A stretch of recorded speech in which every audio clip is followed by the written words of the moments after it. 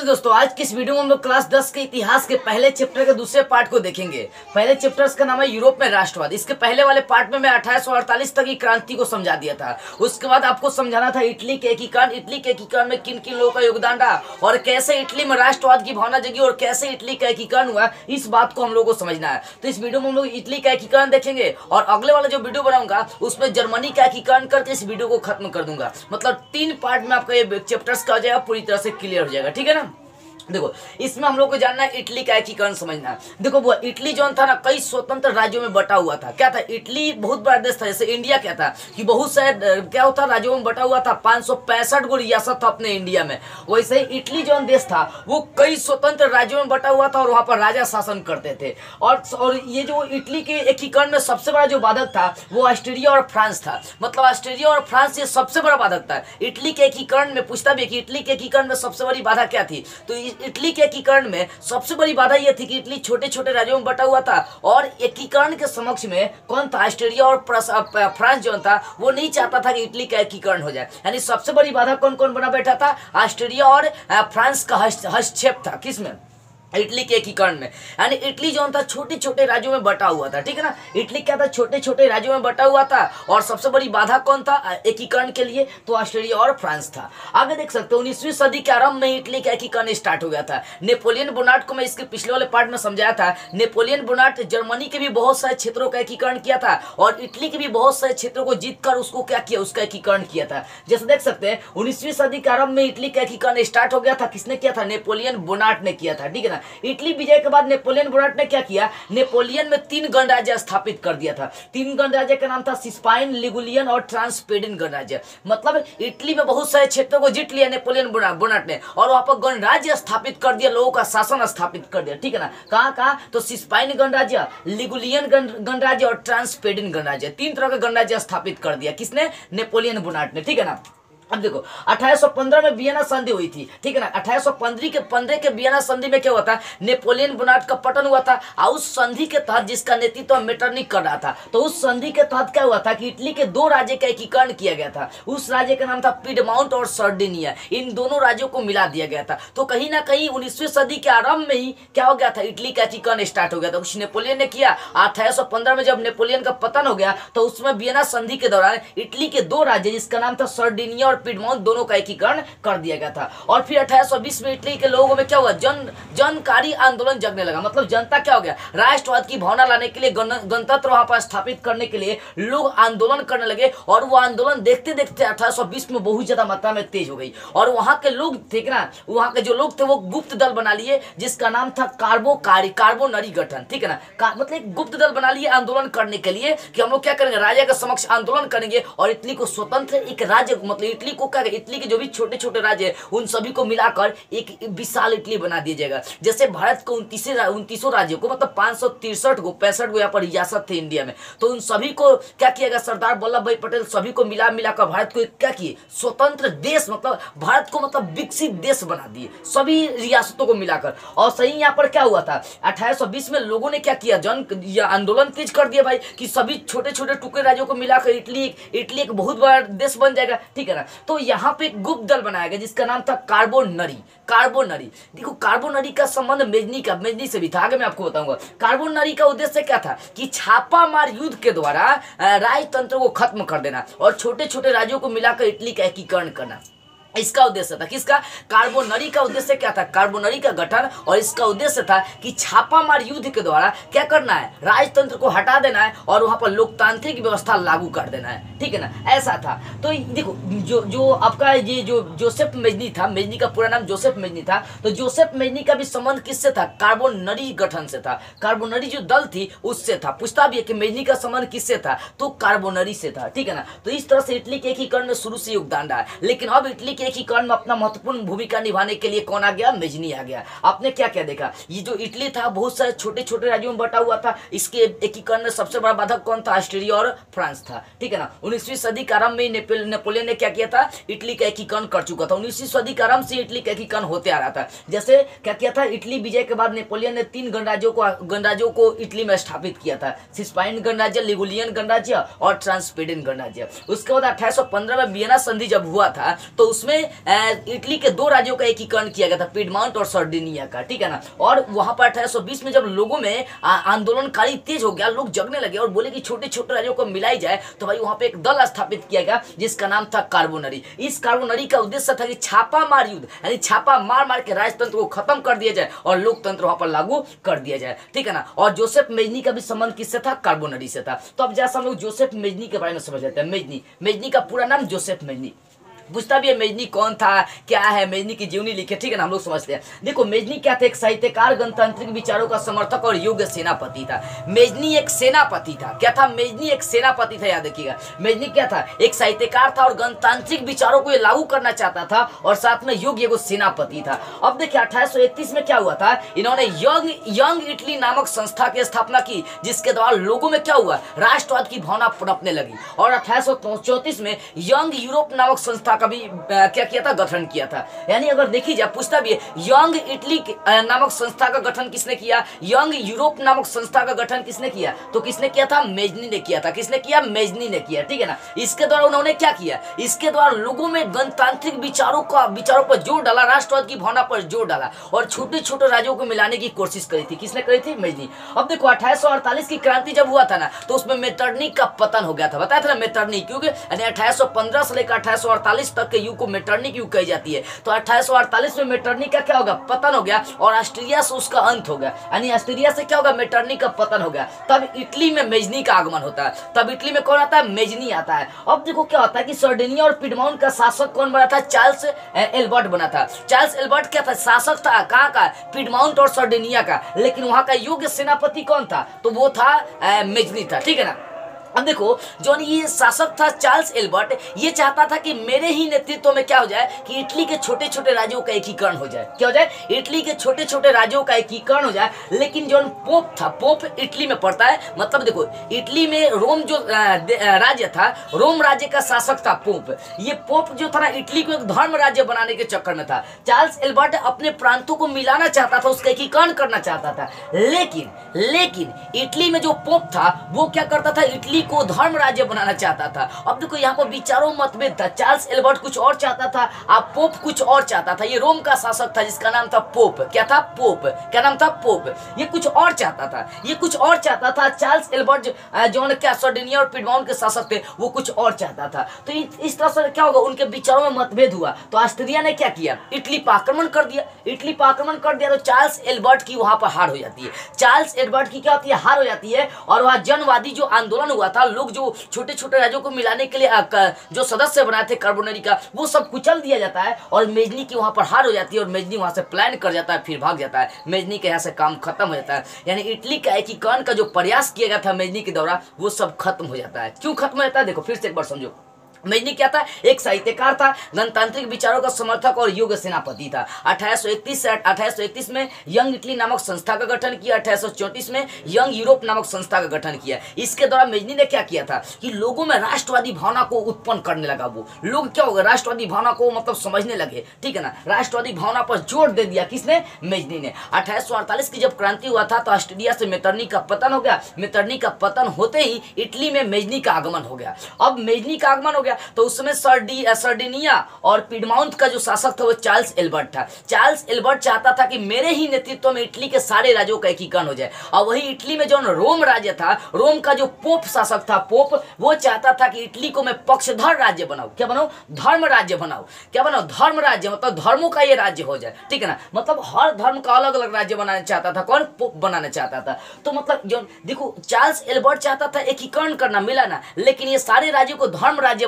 बनाने के चक्कर में था। कौन? पोप था। तो यहां से दोनों के विचारों में मतभेद हो गया, जिसका लाभ ऑस्ट्रिया उठाया। और ऑस्ट्रिया ने क्या किया? इटली पर एकीकरण कर, इटली पर आक्रमण कर दिया। अब इटली पर आक्रमण करने के बाद बेचारा चार्ल्स एल्बर्ट बुरी तरह से हार जाता है और जिसके कारण से चार्ल्स एल्बर्ट को वहां से भागना पड़ता है और जनता का जो वहां पर आंदोलन था कार्बोनरी, वो सब कुचल दिया जाता है और मेजनी की हार हो जाती है। जब मेजनी की हार होती है तो बेचारा मेजनी भी वहां से भाग जाता है। यानी मेजनी के द्वारा जो इटली के एकीकरण का प्रयास किया गया था उसको कुचल दिया जाता है, ठीक है ना। यानी मेजनी असफल हो जाता है इटली का एकीकरण करने में। अब देखते हैं मेजनी की बात आपको समझ में आ गई। अब इटली के एकीकरण का द्वितीय चरण, ये पहला चरण था, मेजनी ने प्रयास किया था लेकिन असफल हो गया। अब द्वितीय चरण में काबूल और गैरीबाल्दी आते हैं इटली के एकीकरण करने के लिए, और अंततः काबूल क्या करता है कि इटली का एकीकरण कर देता है, यानी विक्टर इमैनुअल के नेतृत्व में इटली का एकीकरण संभव हो जाता है। ठीक है ना, हम लोग समझते हैं। अभी देखिए कि पहले प्रयास में मेजनी असफल रहा। अब दूसरा का क्या होता है, इटली के एकीकरण का द्वितीय चरण देखते हैं दूसरे चरण में। अब देखो 1848 में एकीकरण का प्रयास असफल हो गया, तो ये 1848 में मेजनी ने प्रयास किया था। उस समय क्या हुआ कि मेजनी इटली का एकीकरण कर नहीं पाया था, यानी 1848 के एकीकरण में क्या हो गया, वो असफल रहा। कौन? मेजनी असफल रहा। फिर जन आंदोलन जगने लगा, मतलब 1848 में जब एकीकरण नहीं हो पाया, मेजनी असफल हो गया, मेजनी भाग गया, तो फिर वहां पर लोगों में क्या जगने लगी, आंदोलन जगने लगा कि नहीं भाई फिर से छोटे छोटे राज्यों को मिलाने की अब कोशिश करी जाए। ठीक है ना, तो सर्डिनिया और पिडमॉन्ट का उस समय शासक किसको बना दिया गया था, विक्टर इमैनुअल को। अभी सर्डिनिया और पिडमॉन्ट का शासक चार्ल्स एल्बर्ट था, लेकिन इसकी हार हो जाने के बाद विक्टर इमैनुअल को क्या बना दिया गया, सर्डिनिया और पिडमॉन्ट का शासक बना दिया गया। सर्डिनिया और पिडमॉन्ट क्या, तो इटली के राज्य था। ठीक है ना, इटली के राज्य वियना संधि के दौरान इन दोनों को, सर्डिनिया और पिडमॉन्ट को मिला दिया गया था। ठीक है ना, तो सर्डिनिया और पिडमॉन्ट को अब शासक किसको बना देगा, विक्टर इमैनुअल को बना देगा। अब विक्टर इमैनुअल अपना प्रधानमंत्री काउंट काबूल को बनाया था। किसको बनाया था, काउंट काबूल को। अब जैसा हम लोग समझते हैं, एक नया यहाँ पर शासक आता है जिसका नाम होता है काउंट काबूल। ये काउंट काबूल क्या था, तो मतलब सर्डिनिया और पिडमॉन्ट का क्या था, प्रधानमंत्री था। यानी विक्टर इमैनुअल ने काउंट काबूल को किस पद पर नियुक्त किया था, प्रधानमंत्री के पद पर नियुक्त किया था। तो जैसा अब हम लोग क्या करते हैं, काउंट काबूल को समझते हैं और इटली के एकीकरण में अपना कैसे योगदान देते हैं, जरा इसको बारे में हम लोग समझते हैं। देखो काउंट काबूल क्या था, तो कूटनीतिज्ञ और राष्ट्रवादी था। कूटनीतिज्ञ और राष्ट्रवादी था। कूटनीति का मतलब ये कूटनीति चलने में और राष्ट्र को बढ़ावा देने में बहुत आगे था। और ये जो काबूल था, ये ऑस्ट्रिया को एकीकरण में बाधक मानता था। इटली के एकीकरण में सबसे बड़ी बाधा किसको मानता था, ऑस्ट्रिया को मानता था। अब बड़ी चालाकी से इसने क्या किया, जब क्या हुआ था कि क्रीमियाई युद्ध चल रहा था, तो उस समय फ्रांस को ये मदद कर दिया काबूल, बिना पूछले फ्रांस को क्या किया, काबूल ने अपना सेना उतार दिया, फ्रांस को मदद कर दिया। अब फ्रांस को मदद करने के बाद फ्रांस युद्ध जीत जाता है, और वही जब काबूल पर ये ऑस्ट्रिया अटैक करता है तो फ्रांस आ जाता है हेल्प करने के लिए। मतलब इतना ज्यादा चाल चलने में कामयाब होता था ना, काबूल कहाँ ही नहीं जा सकता है। शायद लगता है कि अगर काउंट काबूल नहीं होता ना, तो इटली का एकीकरण संभव ही नहीं होता। देखिए कैसे, समझिए यहाँ पर। तो देखो यहाँ पर ये काउंट काबूल क्या था, तो एक कूटनीतिज्ञ था और राष्ट्रवादी था। ये समझता था कि इटली के एकीकरण में सबसे बड़ा बाधक कौन है, तो वो भाई है कौन सा, ऑस्ट्रिया है। तो इसने क्या किया, 1853 से 54 में क्रीमियाई युद्ध हो रहा था, उसमें क्या किया, फ्रांस की मदद कर दिया। यानी काबूल ने क्या किया, अपनी सेना उतार दी, कहां पर, फ्रांस के साथ सेना उतार दी, मतलब फ्रांस के साथ युद्ध करने के लिए भेज दिया किसको, अपने सेना को। हालांकि फ्रांस ने काबूल से कोई मदद नहीं मांगी थी, लेकिन फिर भी काबूल ने क्या किया, मदद कर दिया। अब मदद करने के बाद फ्रांस क्या होता है, युद्ध जीत जाता है। तो युद्ध की समाप्ति के बाद पेरिस सम्मेलन में फ्रांस और ऑस्ट्रिया को तो बुलाया ही जाता है, लेकिन क्या सर्डिनिया और पिडमॉन्ट को भी बुलाया जाता है, मतलब काबूल को भी बुलाया जाता है। इससे क्या होता है, काबूल की मान्यता बढ़ जाती है और काबूल यहाँ पर लाभ उठाकर इटली के हस्तक्षेप में ऑस्ट्रिया को गैर कानूनी ठहरा देता है।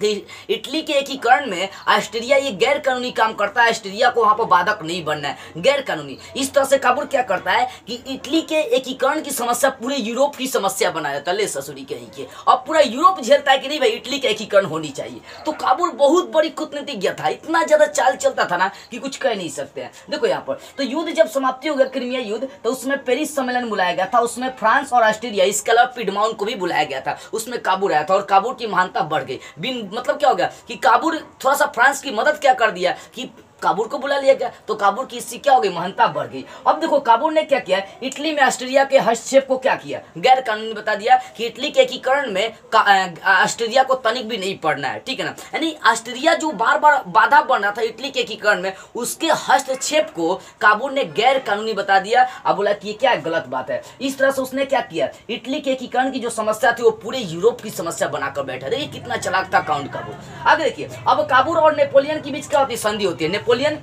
ये नेपोलियन 3 था, यानी अभी जो फ्रांस का जो शासक बना था वो नेपोलियन 3 था, अभी जो फ्रांस का शासक था। ठीक है ना, तो काबूल और नेपोलियन 3 के बीच संधि होता है। संधि क्या होता है, फ्रांस जो है ना, अगर ये काबूल पर मतलब पिडमॉन्ट और सर्डिनिया पर यदि क्या करता है, ऑस्ट्रिया अटैक करेगा तो उसमें फ्रांस हमारा मदद करेगा। क्योंकि जब क्रीमिया युद्ध हो रहा था तो फ्रांस का मदद किसने किया, भाई फ्रांस का मदद काबूल ने किया। तो काबूल पर जब अटैक होगा ना तो फ्रांस को मदद करना पड़ेगा। ऐसा संधि किसके बीच हुआ, काबूल और नेपोलियन 3 के बीच क्या हो गया, संधि हो गया कि कि यदि यदि सर्डिनिया और पिडमॉन्ट पर अटैक करता है ऑस्ट्रिया तो उसमें फ्रांस को मदद करनी पड़ेगी, और फ्रांस ने सैन्य समर्थन देने के लिए वादा भी कर लिया। अब देखिए काबुल क्या होता है, काबुल नीस और सेवाय नामक राज्य जो था ना, किसको देना चाहता था, फ्रांस को देने का वादा कर लिया। मतलब ये देखो काबुल क्या हुआ ना कि नीस और सेवाय जो राज्य था उसको किसको देने के लिए बोल दिया, फ्रांस को। इससे काबुल की आलोचना होने लगी कि मतलब दो बड़े बड़े राज्यों को वो फ्रांस को देना चाहता है, लेकिन काबुल ये जानता था कि दो छोटे छोटे राज्यों को देने से यदि इटली का एकीकरण हो जाएगा ना तो बहुत बड़ी बात है।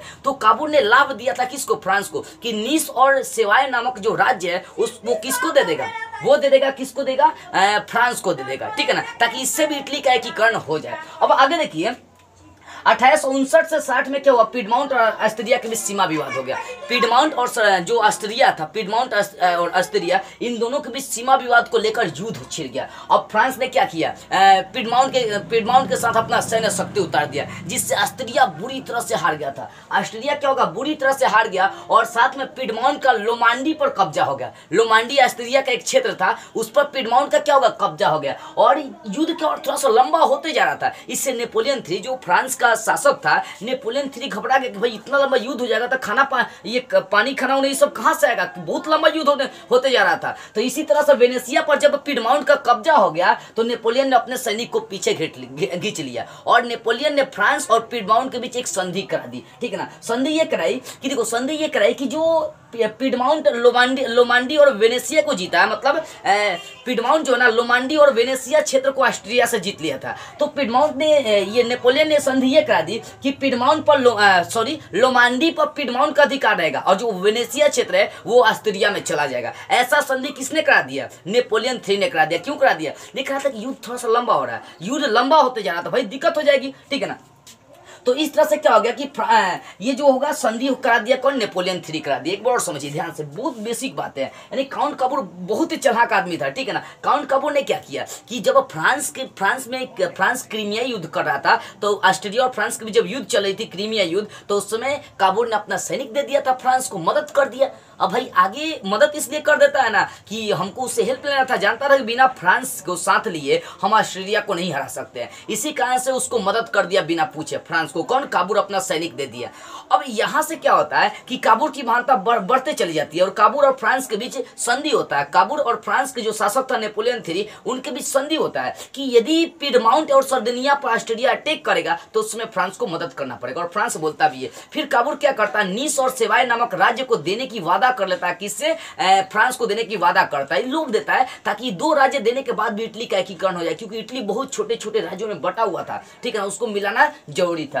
तो क्या होता है कि 1859 से 60 में क्या होता है कि पिडमाउंट और ये ऑस्ट्रिया के बीच सीमा को लेकर विवाद हो जाती है, युद्ध छिड़ जाता है, जिसमें फ्रांस क्या करता है, पिडमाउंट का ज्यादा मात्रा में, भरपूर मात्रा में योगदान करता है और सैनिक भेज देता है, जिससे क्या होता है, पिडमाउंट लोमांडी पर कब्जा कर लेता है, साथ में आगे चलकर वेनेसिया पर भी क्या होता है, कब्जा कर लेता है। लेकिन युद्ध लंबा होते हुए देखकर नेपोलियन III क्या करता है, अपना सैनिक पीछे वापस खींच लेता है और एक संधि करा लेता है। और उस संधि में क्या होता है कि जो पिडमाउंट का लोमांडी और वेनेसिया पर कब्जा हुआ रहता है, तो संधि में ये कहता है ना नेपोलियन III कि पिडमाउंट क्या करे कि लोमांडी पर अपना अधिकार कर लेवे, और वेनेसिया पर ऑस्ट्रिया का फिर से अधिकार हो जाएगा। तो ये संधि करा दिया था नेपोलियन III, डर से कि युद्ध बहुत लंबा हो रहा है। उसके बाद क्या हुआ था कि फ्रांस को, मतलब क्या हुआ, फ्रांस को काबूल ने क्या किया, नीस और सेवाय नामक राज्य देने का लोभ फिर से दिया कि देखो मैं तुमको नीस और सेवाय जो हमारा राज्य है वो मैं क्या करूंगा, तुमको दे दूंगा। ऐसा लोभ कौन देता है, फ्रांस देता है। लेकिन कहता है कि ऑस्ट्रिया से जब युद्ध करेंगे तो तुमको उसके बीच में नहीं आना।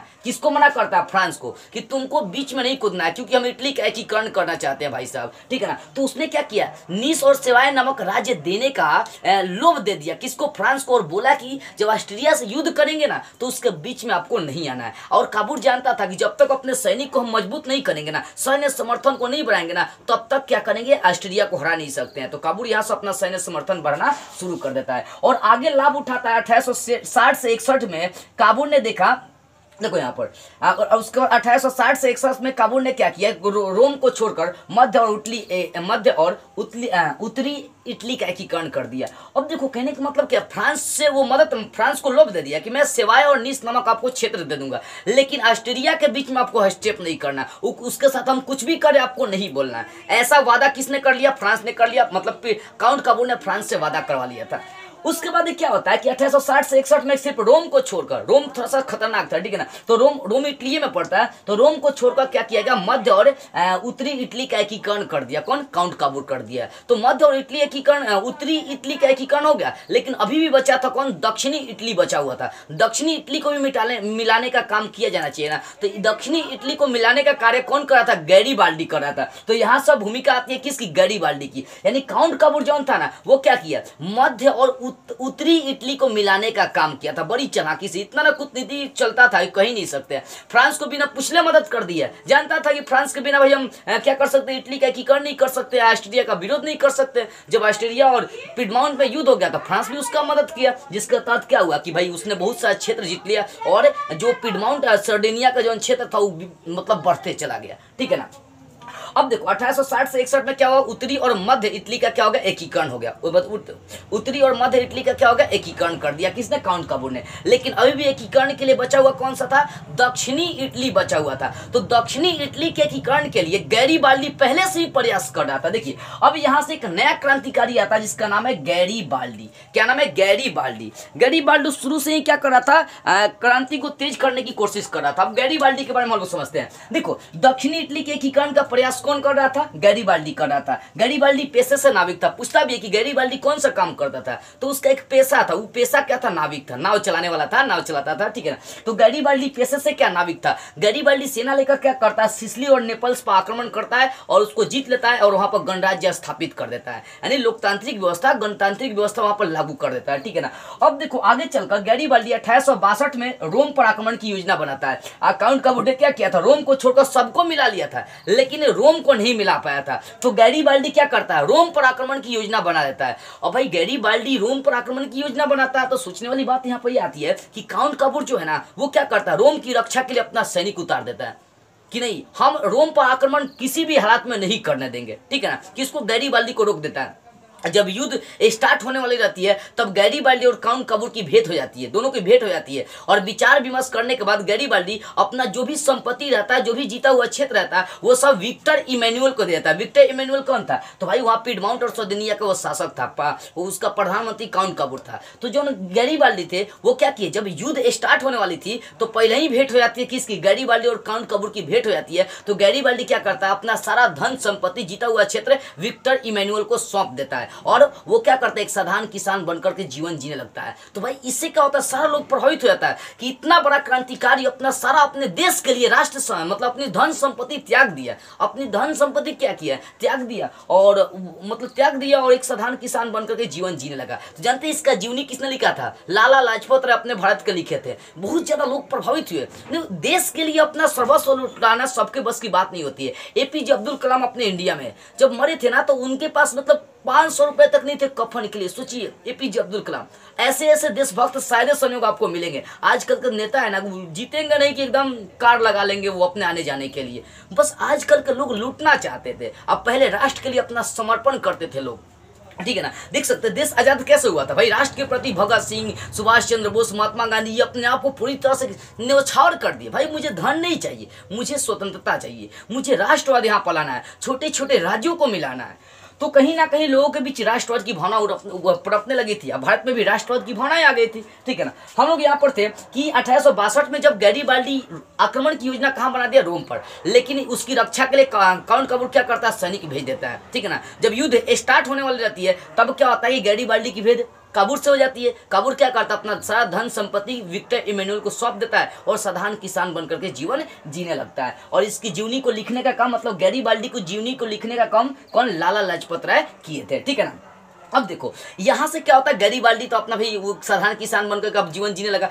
वो देखो अपना समर्पण किस लिए किया? वो अपने राष्ट्र के लिए, वो इटली का एकीकरण चाहता था। इसी कारण से अपने आप को राष्ट्र के लिए साफ समर्पित कर दिया, अपना सब चीज क्या किया? वो त्याग दिया।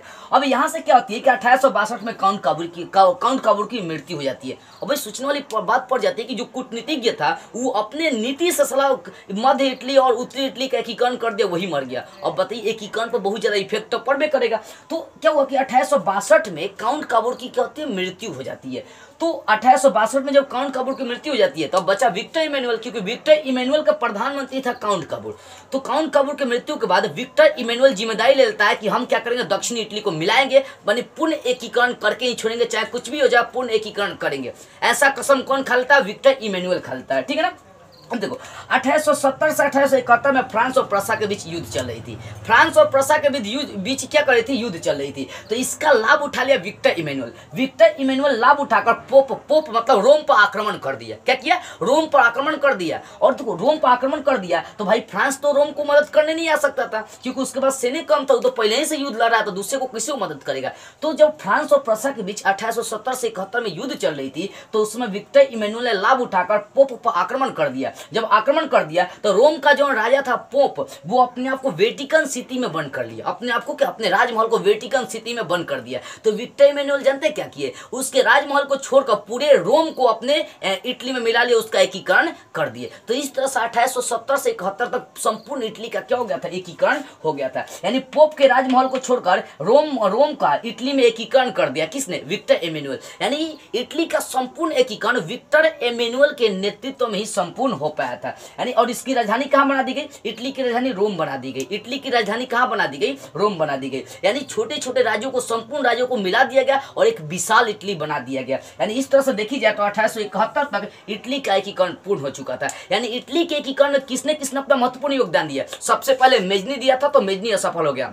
फिर द्वितीय चरण में काउंट काबूर आया। काउंट काबूर भी क्या किया, मध्य और उत्तरी इटली का एकीकरण कर दिया। अब दक्षिणी इटली के एकीकरण के लिए कौन प्रयास कर रहा था, गैरीबाल्डी प्रयास कर रहा था। लेकिन गैरीबाल्डी इटली को मिलाने के लिए अपना संपूर्ण समर्पण दे देता है और फिर काउंट काबूर की मृत्यु हो जाती है। तो विक्टर इमैनुअल जिम्मेदारी ले लेता है कि नहीं भाई, हम संपूर्ण इटली का एकीकरण करके छोड़ेंगे। तो 1870 से 71 में जब फ्रांस और प्रसा के बीच युद्ध चल रही थी तो उस समय विक्टर इमैनुअल लाभ उठाकर रोम पर आक्रमण कर देता है और सिर्फ राजा पोप को, यानी कि वो पोप जो राजा था रोम का, वो अपने आप को वेटिकन सिटी में अपने राजमहल को बंद कर दिया। तो विक्टर इमैनुअल चालाक था, उसके राजमहल को छोड़कर संपूर्ण रोम को अपने इटली में मिला लिया और इटली को रोम का मतलब रोम को इटली का राजधानी बना दिया, ठीक है ना। यानी इस तरह से देखी जाए तो 1871 आते आते संपूर्ण इटली का एकीकरण हो गया था। तो इस तरह से आपको समझ में आ गया हो कि इटली का एकीकरण कैसे करेंगे, ठीक है ना। अब देखो इससे संबंधित जो क्वेश्चन आपके चैप्टर में जरा सा उसको भी हम लोग देख लेते हैं। देखिए इस प्रश्न को समझते हैं। इटली के एकीकरण से संबंधित बहुत सारा आपको प्रश्न पूछता है, उसको भी हम लोग देख लेते हैं। देखो यहाँ पर क्वेश्चन थोड़ा सा ऑब्जेक्टिव भी देख लेते हैं कि मेजनी का संबंध किससे था। 3 नंबर ऑब्जेक्टिव क्वेश्चन है, तो किससे था, कार्बोनरी से था, मार लीजिएगा। इटली और जर्मनी के एकीकरण में, इटली और जर्मनी के एकीकरण के विरुद्ध कौन था, ऑस्ट्रिया था। वो नहीं चाहता था कि इटली या जर्मनी का एकीकरण हो। आगे मैं अगले वाले वीडियो में आपको बताऊंगा कि जर्मनी का एकीकरण कैसे हुआ था, वो आपको समझाऊंगा। काउंट काबूर को विक्टर इमैनुअल ने किस पद पर नियुक्त किया था, भी बताया। काउंट काबूर को विक्टर इमैनुअल ने काउंट काबूर को किस पद पर नियुक्त किया था, प्रधानमंत्री पर। तो देख सकते हैं 5वां में प्रधानमंत्री मान दीजिएगा। 6ठा में गैरीबाल्डी पेशे से क्या था, तो अभी गैरीबाल्डी पेशे से क्या था, नाविक था। उसके बाद आगे चलते हैं, ठीक है ना। जो अभी पढ़ा है उसी के बारे में आपकी चर्चा कर रहा हूं। उसके बाद देखिए इसके बाद ऐसा कोई ऑब्जेक्टिव क्वेश्चन है नहीं। थोड़ा सा लॉन्ग में आते हैं। लॉन्ग में है कि मेजनी कौन था, तो मेजनी अभी पढ़ चुके हैं। मेजनी क्या था, तो मेजनी एक साहित्यकार था, वो योग्य सेनापति था। मेजनी क्या था, एक साहित्यकार, गणतांत्रिक विचारों का समर्थक और योग्य सेनापति था। वह क्या करना चाहता था, इस संपूर्ण इटली का एकीकरण करना चाहता था, क्योंकि इटली छोटे छोटे राज्यों में बिखरा हुआ था, तो छोटे छोटे राज्यों को मिलाना चाहता था, ठीक है ना।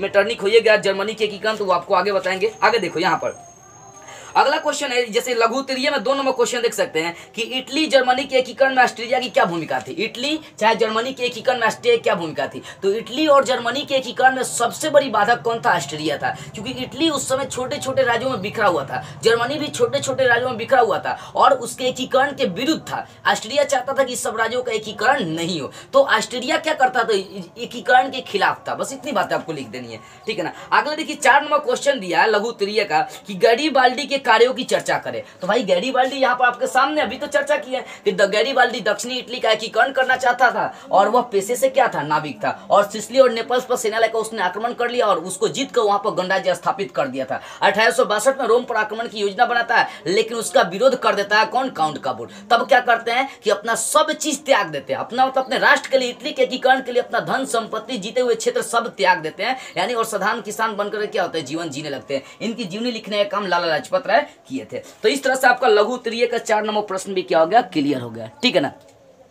अब देखिए दीर्घ उत्तरीय में यदि कोई प्रश्न हो तो देख लेते हैं। इटली के एकीकरण, हाँ इटली के एकीकरण में दीर्घ उत्तरीय का पहला प्रश्न, इटली के एकीकरण में मेजनी, काबूल और गैरीबाल्डी के योगदान को आपको बताना है। यानी इटली के एकीकरण में किसका किसका, मेजनी, उसके बाद काबूल और गैरीबाल्डी के योगदान के बारे में बताना है। तो लिखना कि इटली के एकीकरण में मेजनी प्रयास किया लेकिन वो क्या हो गया, असफल हो गया। फिर इटली के एकीकरण में काबूल आया तो काबूल अपने कूटनीति से क्या किया, इटली के एकीकरण के लिए बहुत सारा प्रयास किया, फ्रांस से संधि किया, नेपोलियन थ्री से वो हेल्प मांगा और साथ में नेपोलियन थ्री को भी बहुत सारा योगदान किया था। कौन, काउंट काबूल किया था, ठीक है ना। काउंट काबूल नेपोलियन थ्री को योगदान दिया और निस और सेवाएं नामक लाभ देकर फ्रांस को क्या किया, अपने साथ मिलाने का काम किया था। कौन किया था, काउंट काबूल, ठीक है ना। और फिर काउंट काबूल क्या करता है कि जब ऑस्ट्रिया और पिडमाउंट के बीच युद्ध छिड़ जाती है तो फ्रांस काउंट काबूल का मदद करता है, मतलब पिडमाउंट का मदद कर देता है। पिडमाउंट का क्या करता है, मदद कर देता है। इस तरह से पिडमाउंट धीरे धीरे क्या करता है, ऑस्ट्रिया को पराजित करता है और उसके बहुत सारे क्षेत्रों को जीत लेता है। और इस तरह से काउंट काबूल क्या करता है कि मध्य और उत्तरी इटली का एकीकरण कर देता है। लेकिन फिर भी दक्षिणी इटली का एकीकरण बाकी था। उसका एकीकरण कौन करने के चक्कर में था, गैरीबाल्डी करने के चक्कर में था। लेकिन वो अपने राष्ट्र के एकीकरण के लिए, राष्ट्र के लिए अपना संपूर्ण समर्पण कर देता है। बस इतनी बातें लिखेंगे तो ये आपको क्लियर हो जाएगा। कौन नंबर क्वेश्चन, ये 1 नंबर क्वेश्चन क्लियर हो जाएगा, ठीक है। अब देखिए आगे यदि कोई क्वेश्चन हो तो यहाँ पर है नहीं कोई क्वेश्चन, ठीक है ना। लघु उत्तरीय में ये 1 नंबर ही क्वेश्चन आपका था, दीर्घ उत्तरीय में। तो इस तरह से मैं आपको क्वेश्चन भी क्लियर करा दे रहा हूँ। तो इस तरह से आपको ये सारी बातें भी समझ में आ रही होगी। तो इटली का एकीकरण क्लियर हो गया। अगले वीडियो में मैं आपको बताऊंगा जर्मनी का एकीकरण कैसे हुआ था, ठीक है ना। उसी में आपको बताऊंगा बोहेमिया कैसा स्वतंत्र हुआ, यूनान कैसे स्वतंत्र हुआ था, उसी में आपको बताऊंगा। तो बस आज की इस वीडियो में इतना ही। अगले वीडियो में हम लोग इसके अगले वाले टॉपिक को स्टार्ट करते हुए फिर मिलेंगे।